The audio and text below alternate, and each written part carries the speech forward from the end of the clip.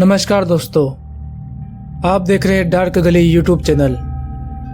आज की कहानी में आगे बढ़ने से पहले खौफनाक और डरावनी कहानियां सुनने के लिए चैनल को अभी सब्सक्राइब करें। मानव भेड़िया, जिसे इंग्लिश में वेयरवुल्फ कहा जाता है। मानव भेड़िया यानी एक ऐसा इंसान जो रात होते ही अपने आप को भेड़िए के रूप में बदल लेता हो।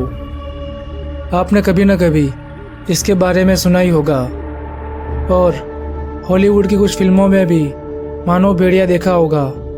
काफ़ी सारे यूरोपियन देशों में एक समय ऐसा था जब मानव भेड़ियों ने अपना आतंक चारों तरफ फैला दिया था, जिसके पुख्ता सबूत भी है।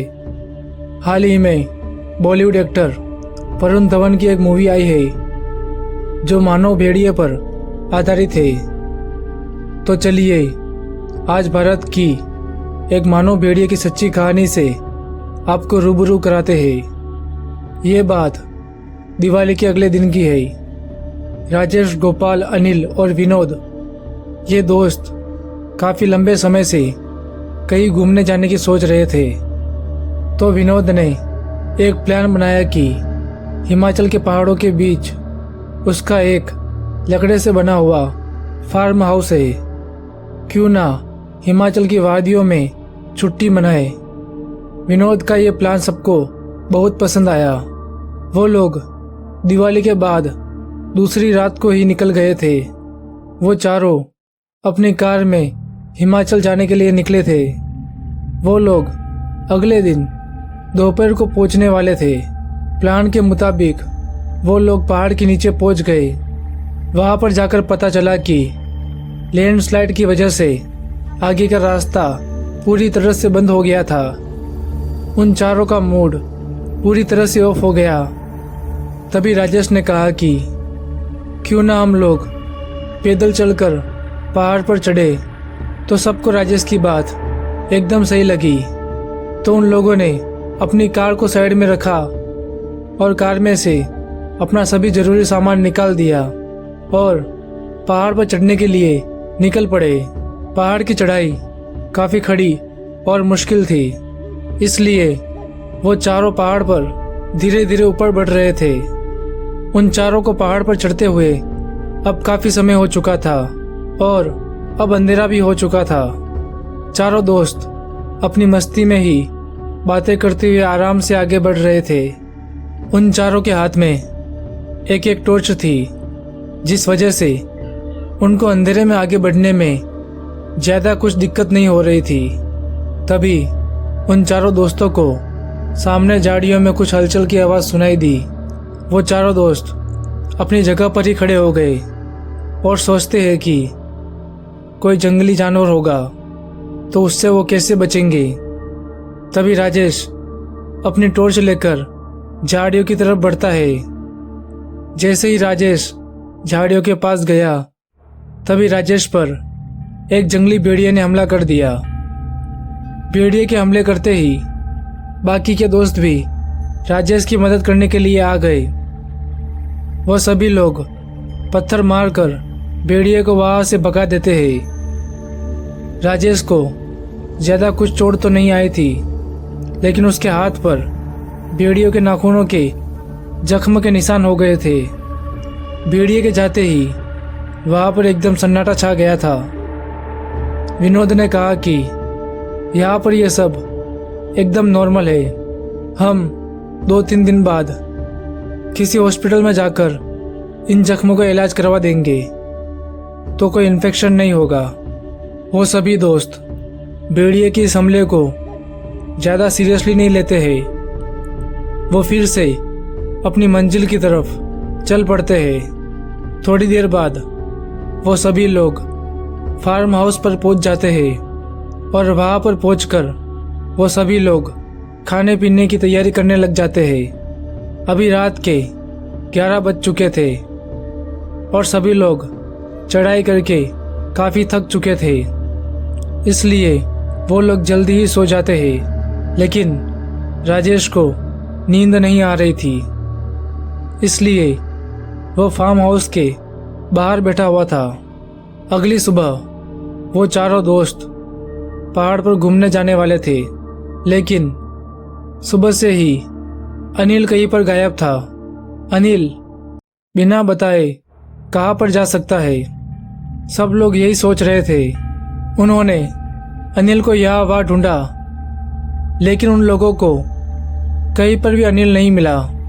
तब उन लोगों को लगा कि शायद अनिल डर की वजह से वापस नीचे गाड़ी के पास चला गया होगा, क्योंकि सभी लोग अनिल का स्वभाव अच्छी तरह से जानते थे।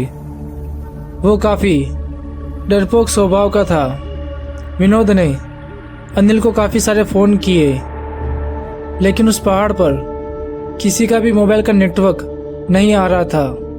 उन लोगों ने सोचा कि अनिल कहीं पर भी होगा, सुरक्षित ही होगा, इसलिए वो तीनों अकेले ही पहाड़ पर घूमने निकल गए। पूरा दिन राजेश, विनोद और गोपाल उन पहाड़ों पर घूमते रहे और उन वादियों का मजा लेते रहे। शाम होते होते वो तीनों दोस्त वापस फार्म हाउस पर आ जाते हैं और वहां पर आकर खाने की तैयारी करने लगते हैं। अनिल अभी तक वापस नहीं आया था। उन तीनों को अनिल की काफ़ी फिक्र हो रही थी, इसलिए उन लोगों ने सोचा कि कल सुबह होते ही वो लोग नीचे अनिल की खबर लेने जाएंगे। उन तीनों ने खाने की तैयारी की और खाना खाने के बाद आराम से सो गए। आधी रात को विनोद को फार्म हाउस के बाहर से कुछ झाड़ियों की आवाज़ आई। विनोद अपनी जगह से उठा और देखा तो राजेश और गोपाल अपनी जगह पर नहीं थे। विनोद अपनी टॉर्च लेकर बाहर गया तो उसे चारों तरफ सन्नाटा छाया हुआ दिखाई दिया, लेकिन विनोद को टॉर्च की लाइट में किसी के पैरों के निशान दिखाई दिए। विनोद को लगा कि ये जरूर उसके दोस्तों के पैरों के निशान होंगे। वो निशान अंदर जंगल की तरफ जा रहे थे। विनोद सोच रहा था कि इतनी रात को ये दोनों जंगल में क्यों गए होंगे। विनोद भी अपनी टॉर्च लेकर उन पैरों के निशानों का पीछा करना शुरू किया। उन निशानों का पीछा करते हुए विनोद जंगल के काफी अंदर तक चला गया था। तभी उसे अंधेरे में कुछ दिखाई दिया। उसने झाड़ियों के पास जाकर देखा तो उसके तो होश ही उड़ गए थे। उसकी आंखें फटी की फटी रह गई और उसका पूरा शरीर ठंडा पड़ने लगा। उसने देखा कि उसका दोस्त राजेश गोपाल की लाश के ऊपर बैठकर उसे खा रहा था और राजेश का रूप अब पूरी तरह से बदला हुआ था। राजेश किसी भेड़िए की तरह लग रहा था। उसके पूरे शरीर पर लंबे लंबे बाल और उसके दांत बाहर निकले हुए थे। उसके हाथों पर बड़े बड़े नाखून थे। विनोद ने इधर उधर अपनी नज़र दौड़ाई तो उसे अनिल की लाश भी वहीं पर आधी खाई हुई नजर आई। राजेश आराम से गोपाल की लाश को खा रहा था। विनोद वहां से डरते हुए सीधा अपने फार्म हाउस पर आ गया। विनोद सोच रहा था कि राजेश को अचानक क्या हो गया। वो अचानक ही भेड़िया कैसे बन गया। विनोद ये सब सोच ही रहा था। तभी राजेश बाहर से आता हुआ विनोद से पूछता है कि ये गोपाल कहाँ पर गायब हो गया। राजेश अपने असली इंसानी रूप में था। ये सब बोलता हुआ राजेश अपने बिस्तर पर जाकर आराम से सो गया। विनोद सोच रहा था कि अब वो करे तो क्या करे। अगर उसने जल्दी कुछ नहीं किया तो राजेश उसका भी वही हाल करेगा जो उसने अनिल और गोपाल का किया था।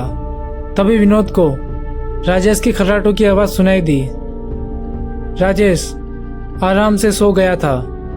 विनोद ने सोचा कि अगर राजेश यहाँ से बाहर चला गया तो वो काफी लोगों को ऐसे ही जान से मार देगा और उसका अंत कब होगा नहीं पता।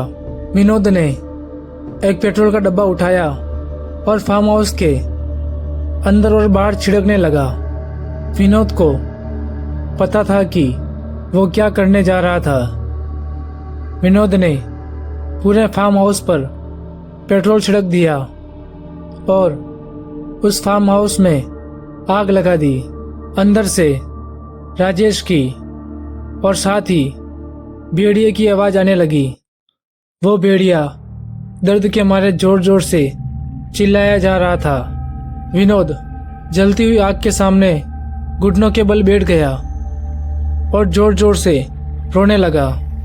सुबह होते ही विनोद पुलिस स्टेशन गया और उनको सारी घटना बताई। पुलिस ने वहां जाकर देखा तो विनोद के कहे मुताबिक गोपाल और अनिल की लाश उन्हें बहुत ही खराब हालत में मिली। तो दोस्तों, ये थी भारत की सच्ची मानव भेड़िए की कहानी। इसके कोई पुख्ता सबूत तो नहीं है, लेकिन कहा जाता है कि मानव भेड़िए सच में होते हैं और उनका अस्तित्व आज भी दुनिया में मौजूद है। तो दोस्तों, आज की कहानी में बस इतना ही। अगर ये कहानी आपको अच्छी लगी हो तो वीडियो को लाइक करें और चैनल को अभी सब्सक्राइब करें।